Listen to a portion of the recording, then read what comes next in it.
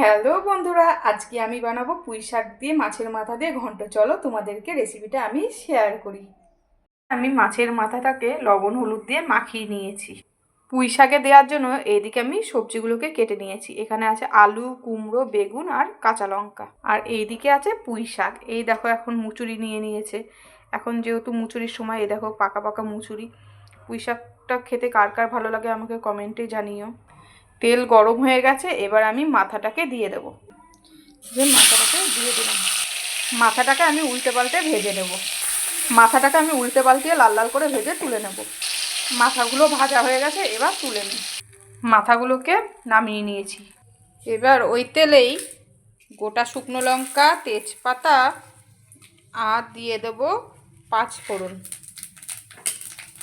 এগুলো হালকা ভাজা ভাজা হয়ে গেলে এবার সবজিগুলোকে দিয়ে দেবো। সব সবজি দিয়ে নিয়েছি, এবার সবজিগুলোকে হালকা ভেজে নেব। সবজিগুলোকে হালকা করে ভেজে নেব। এবার এর মধ্যে পরিমাণ মতন হলুদ দেব আর লবণটাকে দিয়ে দেব। এটাকে ভালো করে মিশিয়ে নেব। এবার এর মধ্যে কাঁচা লঙ্কাগুলোকে দিয়ে দেব। এবার এর মধ্যে পুঁই শাকগুলোকে দিয়ে দেবো। এবার এটাকে ভালো করে মিশিয়ে নেব। ভালো করে মিশিয়ে নিয়েছি, এবার ঢাকা দিয়ে দিয়ে রেখে দেবো ডাটা সিদ্ধ হওয়া অবধি। এদিকে আমি ঢাকা দিয়ে দিয়েছি। অন্যদিকে আমি বেগুন পোড়া করতেও দিয়ে দিয়েছি। তোমাদের কার কার বেগুন পোড়া খেতে ভালোবাসে? এই দেখো আমি এইদিকে বেগুন পোড়া করছি। তোমরা কে কে ভালোবাসো আমাকে কমেন্টে জানিও। আমার তো খুব ভালো লাগে। এবার এর মধ্যে আমি মাছের মাথাটাকে দিয়ে দেবো আর দেবো জিরের গুঁড়ো।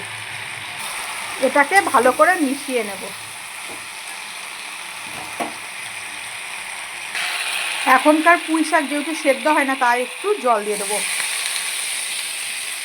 আবারও এটাকে ঢাকা দিয়ে দেবো যতক্ষণ না সেদ্ধ হয়। আমি এইদিকে 6-7 কোয়া রসুন নিয়ে নিয়েছি। এটাকে আমি থেতো করে নেব।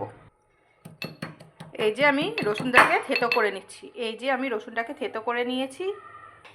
অন্যদিকে আর একটা কড়াই গরম করতে দিয়ে আমি ওর মধ্যে তেল দিয়ে দিয়েছি। এবার ওর মধ্যে আগে থেকে যে রসুনটা থেতো করেছিলাম ওটাকে আমি দিয়ে দেবো। রসুনটাকে হালকা নাড়াচাড়া করে নিয়ে এদিকে এই পুঁই শাকের তরকারিটা আমি ওর মধ্যে দিয়ে দেবো। এইদিকে আমি সব তরকারিটা এর মধ্যে দিয়ে দিয়েছি। এবার এটাকে নাড়িয়ে আমি জলটাকে শুকিয়ে নেব। এবার এর মধ্যে দিয়ে দেবো পরিমাণ মতন চিনি।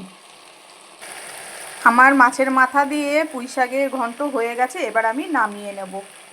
এই যে আমি নামিয়ে নিয়েছি মাছের মাথা দিয়ে পুঁই শাকের ঘন্ট। তোমাদের এই রেসিপি কার কার ভালো লাগলো আমাকে কমেন্টে অবশ্যই জানিও।